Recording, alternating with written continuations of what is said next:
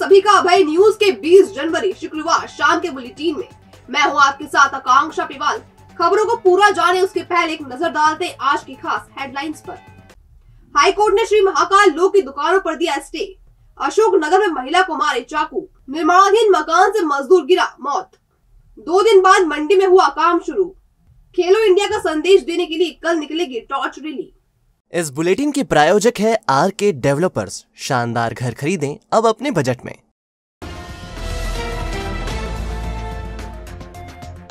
करोड़ों की लागत से श्री महाकाल लोक में बनाई गई 59 दुकानों को बेचने पर हाई कोर्ट ने अस्थायी तौर पर रोक लगा दी है। हाई कोर्ट ने 9 दुकानदारों की याचिका पर नीलामी पर स्टे दे दिया है। दुकानदारों को प्रशासन ने आश्वस्त किया था कि श्री महाकाल लोक में उन्हें लागत मूल्य पर प्राथमिकता से दुकानें दी जाएंगी। कोर्ट मामले की 13 फरवरी को सुनवाई करेगा। तब तक नीलामी की प्रक्रिया तो चलेगी, लेकिन इसे फाइनलाइज नहीं किया जाएगा। श्री महाकाल लोक की दुकानों की नीलामी टेंडर के जरिए स्मार्ट सिटी प्रशासन कर रहा है। 30 साल के लिए ये दुकानें लीज पर दी जानी है और एक दुकान के लिए टेंडर की प्रारंभिक बोली 18 लाख रुपए से ज्यादा तय की गई है। टेंडर नीलामी को महाकाल मार्ग के निवासी सुरेश चंद्र योगी, महेंद्र योगी, रविशंकर तोमर, श्याम चंद्र योगी, अभिषेक तिवारी, मधुसूदन शर्मा, प्रभास शर्मा, निरंजन आरोध्या और सुरेंद्र कुमार शर्मा ने हाई कोर्ट में चुनौती दी थी। ये सभी श्री महाकालेश्वर मंदिर के सामने दुकानों का संचालन करते थे और श्री महाकालेश्वर विस्तारीकरण योजना के लिए इनकी दुकानों को हटाया गया था। तब कलेक्टर, नगर निगम और श्री महाकालेश्वर मंदिर प्रबंध समिति ने इन लोगों को आश्वस्त किया था कि वे श्री महाकाल लोक में बनने वाली दुकानें इन्हें प्राथमिकता से लागत मूल्य पर देंगे। लेकिन हाल ही में जारी टेंडर में इन दुकानदारों को कोई वरीयता नहीं दी गई। उल्टा स्मार्ट सिटी प्रशासन ने नीलामी टेंडर के जरिए नीलामी इसमें सबसे ज्यादा कीमत देने वाली दुकानों को देने की शर्त रखी है। इसे ही याचिका के माध्यम से चुनौती दी गई है। इसमें कलेक्टर उज्जैन, श्री महाकालेश्वर मंदिर प्रबंध समिति, निगमायुक्त उज्जैन, स्मार्ट सिटी के चेयरमैन, एसडीएम कोठी पैलेस, सीईओ उज्जैन विकास प्राधिकरण, राजदान परिवार, परमार्थिक ट्रस्ट और साई फाउंडेशन इंडिया को पार्टी बनाया गया है। हाई कोर्ट जज प्रणय वर्मा ने याचिका के तथ्य देखने के बाद दुकानों की नीलामी पर 3 सप्ताह का स्टे दे दिया है।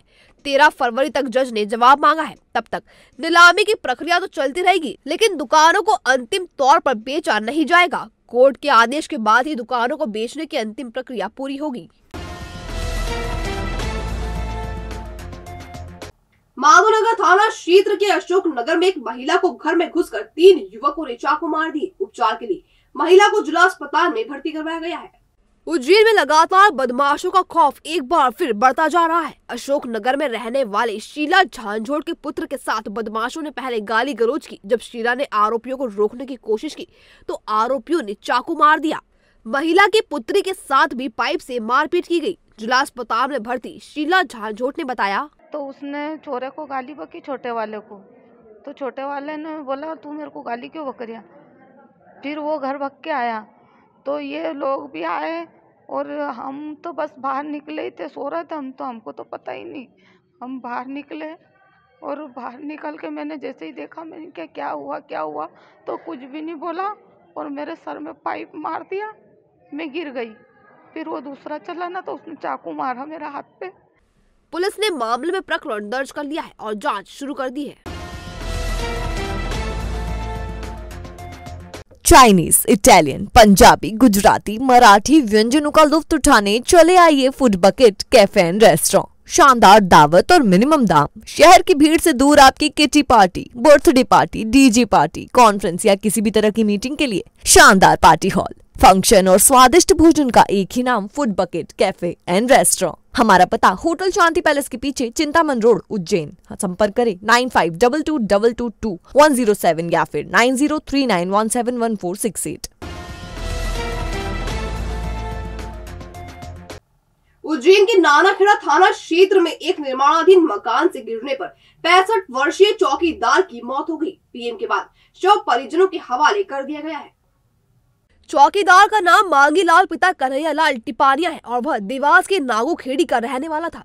लगभग पिछले 1.5 साल से वह नानाखेड़ा क्षेत्र की गुलमोहर कॉलोनी में बन रहे मकानों में चौकीदारी का काम कर रहा था। गुरुवार सुबह भी वह निर्माणाधीन मकान पर पानी से तरी कर रहा था। इसी दौरान पैर फिसलने से वह नीचे गिर गया और गंभीर घायल हो गया। मौके पर काम कर रहे मजदूरों ने मांगी लाल को जिला अस्पताल पहुंचाया, जहां इलाज के दौरान उसकी मौत हो गई। नानाखेड़ा थाना पुलिस ने मर्ग कायम कर पोस्टमार्टम के बाद शव परिजनों को सौंप दिया है। इस संबंध में पुत्र लखन टिपानिया ने बताया, मेरे पिताजी यहाँ पर साल भर से चौकीदारी कर रहे हैं, किसी बिल्डर के यहाँ, मुझे पता नहीं बिल्डर कौन है, उनके यहाँ चौकीदारी कर रहे हैं और किसी कॉन्ट्रैक्टर के जरिए वहाँ पर वर्क भी करते थे।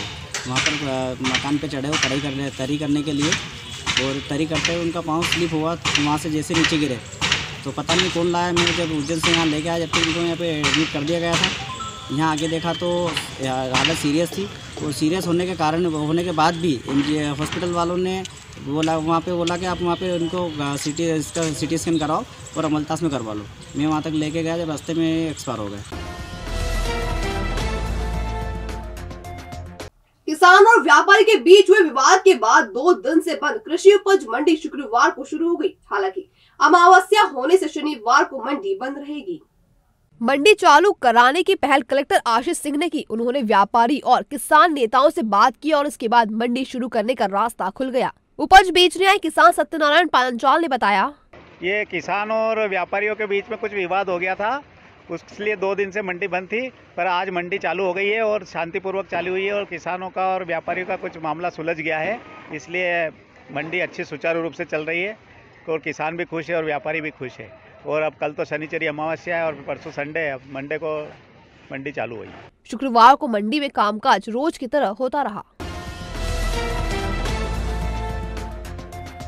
श्री विनायक फाइनेंस सर्विस, आपका विश्वास ही हमारा वादा। हमारे साथ आप बड़ी ही आसानी से पाएंगे गवर्नमेंट बैंक या प्राइवेट बैंक से सभी प्रकार के loan.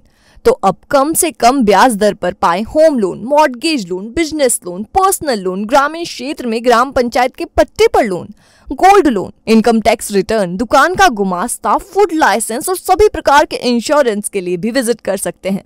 Shri Vinayak finance service B112 Mahakaleshwar नमकीन के ऊपर, इंदौर रोड, उज्जैन। या आज ही कॉल करें 9907432200 या फिर 9111068965। खेलो इंडिया यूथ गेम्स के तहत उज्जैन में शनिवार को टॉर्च रैली निकाली जाएगी। 1 से 3 फरवरी तक राष्ट्रीय स्तर की योगासन प्रतियोगिता एवं 6 से 10 फरवरी तक मलखम्ब प्रतियोगिताएं आयोजित होगी। पूरे शहर को खेल का संदेश देने के लिए टॉर्च रैली टावर चौक से शुरू होगी। ये चामुंडा माता चौराहा, देवास गेट, मालीपुरा, गुदरी चौराहा होते हुए माधव सेवा न्यास पहुंचेगी। अगले महीने होने वाली प्रतियोगिता का संदेश रैली के माध्यम से दिया जाएगा। इस स्पर्धा में पूरे देश से 18 से कम आयु के 500 से अधिक खिलाड़ी भाग लेंगे। खेलो इंडिया यूथ गेम्स का 5वां संस्करण इस बार मध्य प्रदेश के 8 जिलों में हो रहा है। टॉर्च रैली 7 जनवरी को भोपाल से शुरू हुई और यह विभिन्न जिलों से होते हुए रविवार को उज्जैन पहुंचेगी। ठंड के मौसम में चोरी की वारदात को रोकने के लिए पुलिस अपनी गश्त व्यवस्था में बदलाव करने जा रही है। इसके तहत अब पूरे शहर को 3 की जगह 4 सेक्टर में बांटकर गश्त की जाएगी। अब तक थाना प्रभारी ही गश्त करते थे, अब गश्त का प्रभारी राजपात्रिक अफसरों को दिया जा रहा है। ग्रामीण क्षेत्र के एसडीओपी अब गश्त के प्रभारी रहेंगे। इस संबंध में एएसपी अभिषेक आनंद ने बताया, इसके अलावा एक और कमी थी पहले कि डीएसपी प्रभारी जो थे, कई बार जो हम डीएसपी प्रभारी नहीं हो पाते थे रात में, तो इसको कमी का ब्रिज करने के लिए हमने जितने शहर के डीएसपी, इसके अलावा जो ग्रामीण क्षेत्रों के डीएसपी हमारे जो पूरे उज्जैन जिले के, उनको भी गश्त अधिकारी प्रभारी बनाया गया है। तो इस कारण से अब सभी 7 दिन जो है हर कोई ना कोई एक गेस्टेड रैंक का ऑफिसर जो है वो उस गश्त के प्रभारी रहेंगे। उसके अलावा 4 सेक्टर हैं, उसमें थाना प्रभारी या उप निरीक्षक रैंक के अधिकारी जो है वो गश्त अपने अपने सेक्टर में करेंगे और इसके अलावा एक गार्ड चेकिंग पार्टी रहेगी। इसी तरह से प्रभात गश्त में भी इसी चीज़ का ध्यान रखा है कि अगर शहर के जो डीएसपी हैं, किसी कारण से अगर जो डीएसपी हैं वो नहीं उपलब्ध रह पाते हैं या फिर उनके छुट्टी पर रहते हैं, तो कोई ना कोई एक जीओ जो प्रभारी रहेगा। तो हमेशा ये ड्यूटी इस तरह से बनाई गई है कि एक गेस्टेड ऑफिसर सुबह, रात में भी और सुबह दोनों टाइम में उपलब्ध रहेगा पूरा गश्त का, जो कि प्रभारी रहेगा। और अब खबरें दे दनादन। अखिल भारत हिंदू महासभा ने छतरी चौक के फुटकर व्यापारियों के समर्थन में कलेक्टर के नाम एसडीएम को ज्ञापन सौंपा। इसमें गोपाल मंदिर व छतरी चौक क्षेत्र में दुकान लगाकर व्यापार करने देने की मांग की। जिला अस्पताल परिसर में बने जर्जर मकानों को तोड़ने का काम जारी है। जर्जर मकान तोड़कर इन जगहों पर नए मकान बनाए जाएंगे। गणतंत्र दिवस पर होने वाली परेड की तैयारी दशहरा मैदान में शुरू हो गई है। जिला पुलिस बल, होमगार्ड, सशस्त्र बल, एनसीसी, स्काउट और एनएसएस दल परेड की रिहर्सल कर रहे हैं। आरआईजेपी आर्य के नेतृत्व में परेड की तैयारी की जा रही है। उज्जैन जोन के थाना प्रभारियों ने शुक्रवार को पुलिस कंट्रोल रूम में कार्यशाला में पुलिसिंग के गुर सीखे। डायल 100 को लेकर खास तौर पर यह कार्यशाला आयोजित की गई। थाना प्रभारियों को बताया गया कि प्रदेश में 1200 नई डायल 100 दी जानी है।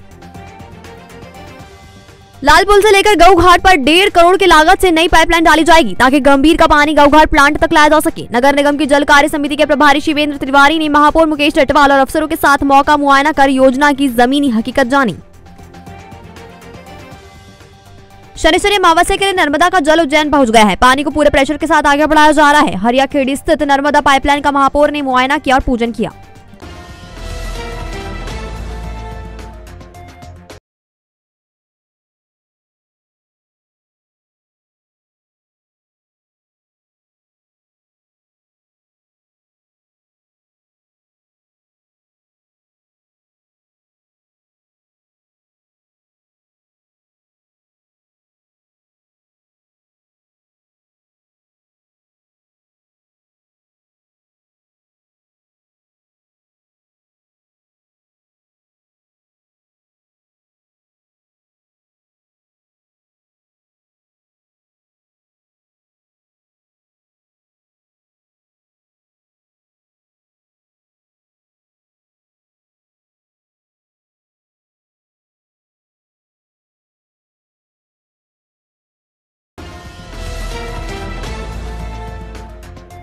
भविष्य की चिंता छोड़ो, पंडित गोविंद गुरु से नाता जोड़ो। ना कोई पैसा, ना कोई फीस, बस लीजिए गुरु जी का आशीष। आज ही जाने अपनी हर समस्या का समाधान। संपर्क करें 9827030415 या 9302230415। हमारा पता 8 अलगदाम कॉलोनी, सावे रोड, उज्जैन।